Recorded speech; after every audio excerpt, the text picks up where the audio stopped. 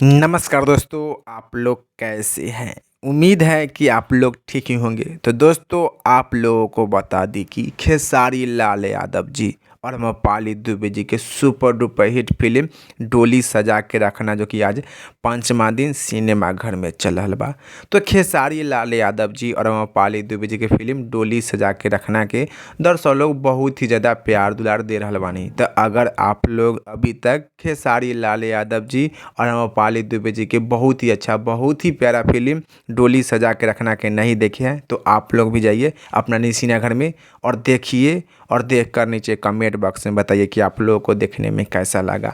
खेसारी लाल यादव जी और अम्रपाली दुबे जी के फिल्म डोली सजा के रखना, जो कि फुल्ली पारिवारिक फिल्म बा, अश्लीलता से बच कर बा। आप लोग पूरा परिवार एक साथ सिनेमा घर में जाकर खेसारी लाल यादव जी और अम्रपाली दुबे जी की फिल्म डोली सजा के रखना के देख सकते हैं।